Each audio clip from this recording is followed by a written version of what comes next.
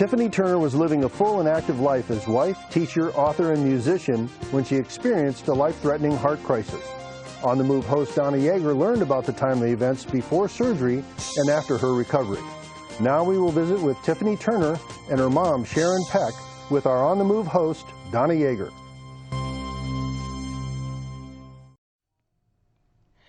Hi, I'm Donna Yeager with On the Move, and I'd like to welcome our very special guest, Tiffany Turner. Welcome, Tiffany. Thank you for having me. And welcome, Sharon Peck. Thank you. Welcome. Now, Tiffany, I'd like to start by asking you, you had basically a pretty average and interesting childhood, right? Yeah. Yeah. I grew up here in the Silicon Valley. That's great. Wonderful. And then so when you were, you had the normal types of colds though, right? Yeah, I would get, sick sometimes. I did get a lot more colds and had allergy problems. Yeah. At that time, the Silicon Valley had a lot of orchards, and we had a lot of pollen in the air, and we still kind of have a lot here because of it. But, I noticed that I would get kind of sick a lot, but I thought not as bad as normal or like anybody else. Right. And then I got a lot of colds, and I even got bronchitis and pneumonia when I was in college. Oh, okay, okay. But was that locally, or did you go to college? I went to San Jose State, actually. Oh, okay. Yeah. Okay. Yeah. That's also where I got my teaching degree, too. Oh, wow. Or my teaching credential. Fantastic. That's great. So, and then were you, when did you start teaching, actually? In 1997. Wow. The last century. Oh, my gosh. That's great. And I've been teaching up until everything recently, of course, happened to me last year. But then you got married, though. When did you get married? Oh, 2003. Oh, okay. Yeah, I married an Englishman. Oh, great. Yeah, and I hung out a lot in Sunnyvale at one of the British pubs, where a lot of the engineers in the area hang out, of course. Oh, that's cool. Yeah, that's great. And he's been very supportive of your working, I didn't, with everything that happened, I didn't know I was really upsetting my family as much, and of course he was by my side the whole time, and so was my mom. Yeah. So they were both by me all the time when all this was going on. Right, so he's been exactly. very supportive. Well, and actually, I want to ask Sharon how it actually happened, because you don't remember too much of it. No. So you thought that it was just a cold. I thought bronchitis. Basically I had bronchitis really bad. It was beginning of December, and Christmas is coming. The kids get really hyper, and there's a lot of energy drawn from you. I was feeling fatigue and sick. I closed my classroom door thinking I'd kick it over the weekend. And then I remember waking up in the hospital with a trach tube down my mouth, down my throat. And then, my mom has had to fill me in because they had to sedate me. So she pretty much just told me a lot of the things that I missed because I was sedated during the time. So, Sharon, how did you actually find out about it? Well, she went to the doctor. We knew she wasn't feeling well, and she was going to go in to see the doctor. But when she got there, they suggested that she go into the emergency room to the hospital. So her husband took her in. And when she was there, they were monitoring her, and the first night she had a difficult night, and so they moved her up to ICU, but they were treating her with antibiotics for the pneumonia because they had decided she had pneumonia. And she was moved into the ICU, and I had gone to visit her that morning, and she was, getting used to the whole idea of being in the hospital, but not real thrilled. She was worried about her classroom, as most teachers are. I was still doing my lesson plans, too. And so she just didn't realize how sick she was. No one did. And later on in the afternoon, there was an event that happened, and she lost consciousness. Her husband was there, and according to the all the equipment, the alarms went off and everything, and she had had a heart attack. And the recorded equipment showed that her heart had stopped for about a minute. And they were able to resuscitate her. And by the time we came to the hospital that night, they were telling us how really, really sick she was, that there was fluid in her lungs, and that there had been a problem with her heart. And so it was, you know, a long night. They were doing lots and lots of tests. And they were giving her different kinds of antibiotics, trying to exactly find out what had happened to her. And it took a long time. We finally got a test back around midnight that night, telling us that, and the doctor said she had a blood clot inside of her heart. And so this was another complication that they hadn't realized, and was, so then, you know, they continued treating her, and luckily she did start to respond and get better. But it took a long time. She was in ICU for 8 days. And she was unconscious during that time. But they did a wonderful job of taking care of her. I'm really glad with the hospital and what they did for me, and the doctors especially. And your husband took turns, right? Both of you. Yes, we took turns going to see her, and someone was there all the time. As much as we could be there. And when I woke up, it was my mom that I saw, and I had the trach tube down my throat, and I looked at her, and I saw her face, and I realized, oh man, this really got bad. Because I was trying to remember what had happened to me, and I could only remember me closing the door of my classroom, because the sedatives had wiped my memory of all going to the hospital, being checked in, going code blue and everything. So that's my last memory I actually had before everything happened. Scary, really scary.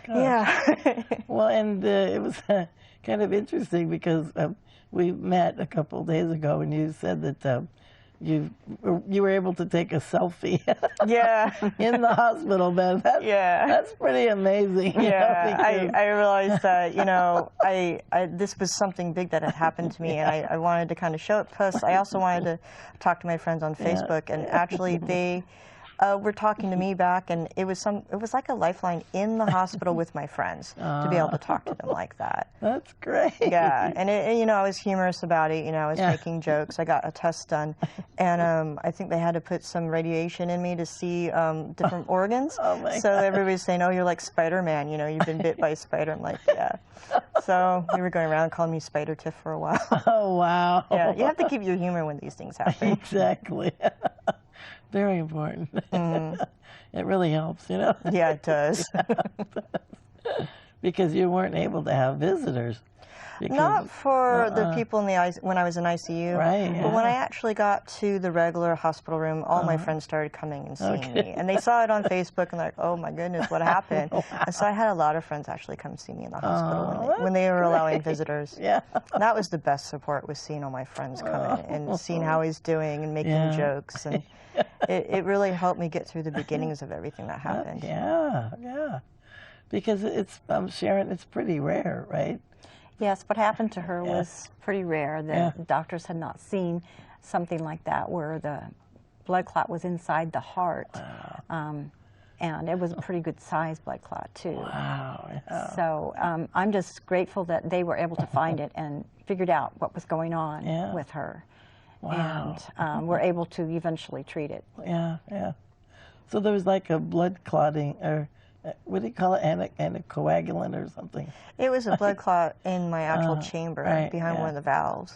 It was in the chamber, and they were trying the arteries and did tests, but you know, they couldn't actually do an operation or anything. So they had to put me on metformin for, you know, as long as till they could get the blood clot to break down. And so it thinned the blood, right? It thinned it, and they had to regulate. I had to go in once a week, and my mom was taking me. I didn't drive for a little bit after this. It took several months for that blood clot to dissolve. But luckily it did. There's, you know, we were really worried if it didn't help, what would happen, because there isn't really an operation. Because it was in a difficult area, right? In the actual heart chamber. Woo, that's amazing. Really incredible, my gosh.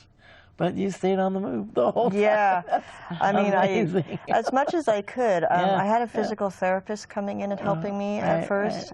She was doing home visits, and she had me do special exercises, lifting my, mostly lifting my feet off the couch and just basic movements to get some strength back. And she had me move to standing movements. Because you liked your bicycle. Oh yeah. You missed your bicycle. That was one of my goals, was to get back on my bike, because I love hiking, I love biking, and I wasn't going to like just spend my whole time on the couch anymore. I wanted to work towards it, but my well, that's good to have a goal, you know, it was important. It was really helpful having a goal going through all this. And each time I reached a goal, I would set another goal to keep me going. That's good. Well, and one really neat one that I really liked was your garden. You have a garden, community garden. Yeah, that you like. And I guess you asked Mom and your husband to keep an eye on it while you were in the hospital. Yes. Well, luckily it was December, so, you know, at that time of the year, you're not really planning. Oh, that's good. Yeah, and so a lot of it, you know, you want to turn the earth and everything, so it was a little later this year, but my mom did a lot of that at the very beginning. Our community garden plot is actually together. Oh, cool. Yeah, so her goal was, one of her goals was to be able to go to the garden, you know, just being able to get out there. And there aren't a lot of, you know, it's all dirt, so we had to figure out how she would be able, because at that point she was still using a walker. But we managed to make that work. We got out there, and she was able to be in the garden, and I wanted to plant some seeds in the ground. Plant some seeds in the spring. She was able to plant. But actually, the walker was pretty cool because it actually had a seat that you could sit down. Yes. Yeah, actually. Because you did tire easily, so you needed to be able to sit and rest. Exactly. In between. Yeah, one of the first things I did in the walker was go out and see Rick Steves. Oh, yeah. He was at the Travel Channel. They were having a big one of their conventions. Yeah. And I went to go see him talk. Oh, cool. Yeah. So I even got an autograph from him, too. I know. He's a really neat guy. Yeah. I love the travel, so it was really good to see him in person. It was fun. It was a good experience. We had never really done anything like that. And thinking about how she could manage to do that, you know, and but she was using the walker at the time. And the physical therapist said, you know, bring the walker and just use it to rest. So wherever whenever she was tired, she would just be able to sit down and rest. Exactly. And so we could pace ourselves through the day that way. It worked. And also, was it your physical therapist that told you about the food, the special preparation? Actually, my husband saw that on Alice Radio, and one of the, I think it was the producer, actually is friends with one of the people, and so they actually were talking about it. And so he thought he'd try ordering Blue Apron and seeing how that would work. And so with him working and me not really being able to make food or cook and stuff, and get groceries. You know, I had to the hardest part. Going to the grocery store was one of the hardest things for her. So well, it's very tiring for able-bodied people, let alone, you know, you got to fight through the aisles. Exactly. Yeah, the lifting is really hard too, and just putting all the items and pushing it around. I mean, the cart helps you kind of stay up and walk, but it's just more physically harder to do all that. I mean, I've just gone back to grocery shopping now, but it's light. I can't do heavy amounts. Exactly. And it's taken a lot. It's taken several months just to get this far. A little at a time. Yeah, I was using Instacart actually to get a lot of my groceries. Good. Yeah, so that helped a lot. Yeah, definitely. I found different ways that I could help myself and still keep, you know, the household running. Exactly. That's good. And you're still doing physical therapy, right? I'm on phase 3. Okay. I did phase 1 and with Diana, my physical therapist, and she got me to the point where I could ride on a bike and I could do a couple of laps around my complex. I couldn't do the trails yet, but at least I could get on the bike. That was the fun part. You know what? I forgot. I didn't go into the part where we really need to make people realize that women have different symptoms than men do. So Sharon, maybe tell us what some of those symptoms are. Well, I know that with Tiffany, she was very dizzy and fatigued, and those were two signs that were happening to her that she didn't realize was maybe leading up to this. Wow. And the doctors are telling her now, you know, those were things that she was experiencing. Extreme fatigue. She thought it was because, you know, she was the beginning of the school year and it's always a busy time. Right. And that, you know, she had been a little bit stressed and maybe thought that was part of it. The teachers are always tired, you know. We always are fatigued. So she wasn't realizing some of these things could have been a sign. And I was having shortness of breath. Sometimes I was breathing through my mouth more, a little more out of breath. And I'd be like going a little faster and then I'd be... And I thought, oh, I'm just getting old. But I was only 46. Yeah, you're young. Yeah, I'm 47 now, but still that's not considered, you know, too old. Right, right, exactly. And I thought that there was another coughing, you said. Yeah, and also it would be kind of like the out of breath. I would do stuff and I'd start coughing too. I'd be like that. Right. And I just would think, you know, maybe I'm coming down with another cold or something. Yeah. So her lungs were really affected by all this that had happened to her. And they're telling us now that the heart and the lung work together. And so some of these symptoms that were happening in her lungs could have been caused as part of her heart condition. As congestive heart failure. Oh my gosh. That's amazing, huh? Well, so cooking, like we said, is very important. And you have received certificates for your love of writing also. Oh, right? yes. Yeah, that's great. Yeah, that's been almost another therapy in itself, just to keep my mind from going kind of crazy. I could sit on, you know, if I got really tired, I could sit on the couch and do some writing for an hour. Right, and be really productive. And so I've actually written 3 children's books. And done some romance writing. So just getting back into writing and doing that has really helped a lot. And actually, that's where I met you first. Yes.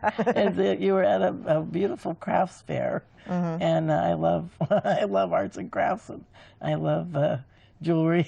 So I had a lot of fun meeting you, and I bought a couple earrings. Yeah.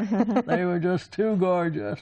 Yeah, way too gorgeous. Thank you. And I really had a lot of fun with it. And the crystals actually tie into some of your kids' books, your children's books, so that was really fun. Yeah, the main character actually wears a crystal pendant, and she works with the fairies and tries to help them come over problems. And the first book is all about them trying to work with the problem of pollution, and how they're trying to help with that. Right, but we also, when we met with you, you told us about your amazing love and talent at playing, I forgot the first name of the harp. Gaelic harp. Gaelic harp. Yeah. Oh, it is heaven. Like, would you please play for me? Oh, sure, I'd love to. Thank you. And this is what it looks like. The first one I'm going to play is called Brian Boru's March. Okay, It's a Irish song. Okay, thank you.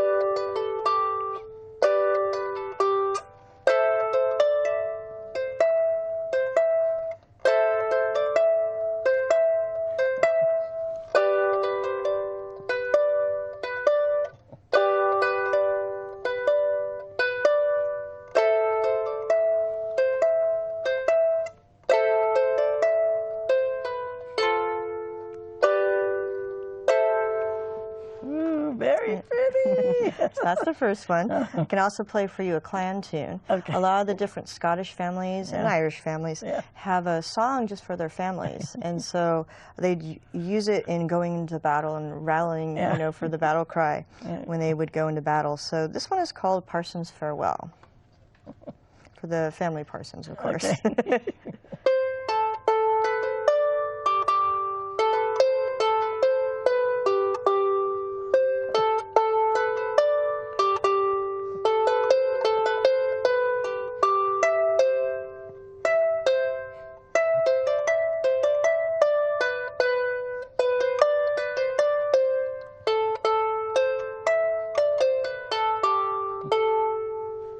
And then, beautiful. thank you.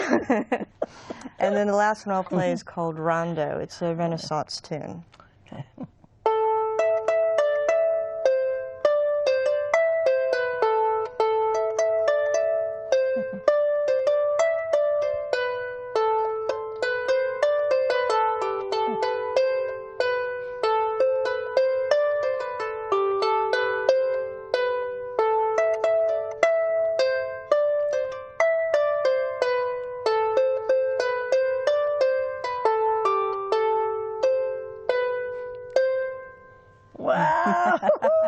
Beautiful. Thank you. Oh my gosh.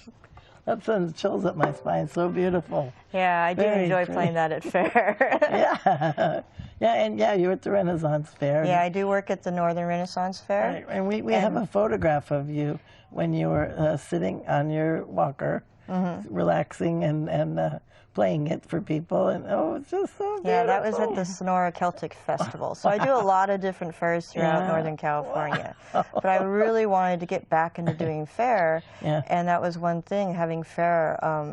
Northern Fair is actually in September. Oh, wow. So I had to work really hard, because this all happened in December, to get back to a physical ability to be able to do fair. And that was one thing that I really wanted to do. And that helped, having that as a goal, so much. Good. That's great. Wonderful. Well, also, Sharon, you are so amazing, and you're helping your daughter out and kind of juggling. You're doing a heck of a lot. Yeah. Because Well, your kids, your grandkids, and yeah, I have grandchildren as well. So I kind of divide my time, and with her, and then spend time with them too as well. Yeah. Well, family support is so important, and it's wonderful that you're so helpful. And it was really a lot of fun meeting both of you guys at the crafts fair, because you were a good team together. Yeah, that's true. Takes teamwork to get it done. And I mean, physically, it's exhausting because you have to, set everything up when you get there, and then usually it's 1 or 2 days, right? So you have to, make sure everything's running smoothly at the booth. That's true. Yeah, That's true. we tag team too. So it's good to have another person. It's good to have a partner when you're doing all that. Right. It's very important. Well, actually, can you tell me what your address, your website is for the books? Oh, yeah, sure. The Crystal Keeper Chronicles can be found at crystalkeeper.wordpress.com. Okay, great. And also, I want to tell people that if they're interested in finding out more about the American Heart Association, they can go to www.heart.org/life. Yeah. And they can learn more information about, they can send you literature regarding some of the possible, what do we call those? Cardiomyopathy is what I have. Oh, wow. So I actually went to that website, and it did help a lot to kind of learn what I have now, because that's one thing I had to do is, learn a lot about what has happened to me. And then I also, Barbara Streisand has a heart center that is in Hollywood, I think West Hollywood or Hollywood. And that website also has a lot of good information too. Oh, cool. That's good. So maybe people just put Barbara Streisand's name. I think the Barbara Streisand Heart Center, and all the information comes up if you search for it. Okay. Good, thank you. That's very good. Now, actually, Sharon, we want to talk a little bit more about the idea of what people should kind of look for if something is kind of different with people, if they're feeling weak or tired. What should they look for? Well, again, the shortness of breath and dizzy spells, which is something that I didn't know, but the doctor said that was something that might have been for her. She had some dizzy spells. A red didn't flag. realize, that was a red flag. Yeah, I had a lot of vertigo when I was on vacation in Germany, and they actually put me into a hospital for a little bit because I was so nauseated. I was throwing up and getting dizzy and almost falling down. Oh my gosh. Yeah, so I was hospitalized there for 4 days, and then now my cardiologist says it might have been a mini stroke too. Ooh, wow. Yeah, so one thing is just if you see those symptoms happening to you, there's even tests that they can do, and just to see, even doing an ultrasound, just to see if there's a clot or something in your heart. If you suspect it. Okay. But, if you're having a lot of fatigue and you're feeling really stressed, and so many people are going through that, just check with your doctor. Well, especially during the holidays. Right. Yeah. You're on warp speed, Right. Yeah, exactly.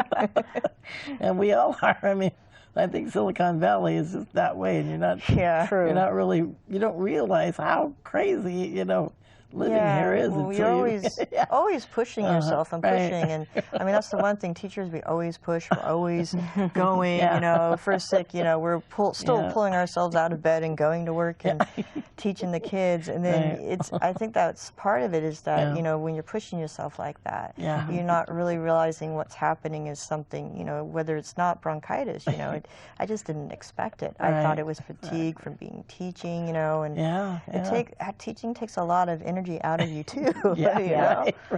Yeah. And the kids, I mean, the kids really suffer because they missed you. Oh, well, they did miss me. I did go back on the last day to see them because I mean, I missed them too, but I had to get physically good, you know, my strength back. I had to get my strength back to go see them. I just thankfully got it back in time. I was on using the cane by then and got to see them, and I had little posse around me that was kind of following me around, and I had lunch with them. So. And it was good to say goodbye to them. Yeah. Have a little closure. Right, right. Yeah, I was really sad I didn't get to do all the things in the second part of the year with them, but I was their teacher for half the year. Right, yeah. That's right. And I'm sure they appreciated that. They did, they did. Okay, so tell me one more time what your website is. It's crystalkeeper.wordpress.com, and they'll find The Lost Secret of Fairies, The Lost Secret of the Green Man, and The Lost Secret of Dragonfire, and all there. And I'm also working on the fourth book, The Lost Secret of Time, cool. which is great because I'm using this time to get better, also to write too, which you know people say writing is a therapy in itself. Right. Well, I want to also say the website for the Heart Association, American Heart Association. It's www.heart.org/life. Tiffany, I want to thank you so very much for joining us. Thank you for having me. Thank you. And Sharon, thank you. Thank you for having us. So we'll keep in touch, okay? Oh, yes. Thank you. Thanks. And thank you so very much for joining us. Until next time, I'm Donna Yeager with On the Move. Have a wonderful day. Happy holidays. If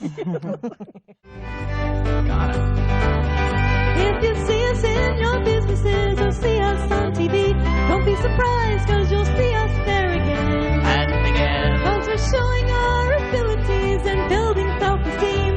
We're going places that we've never been.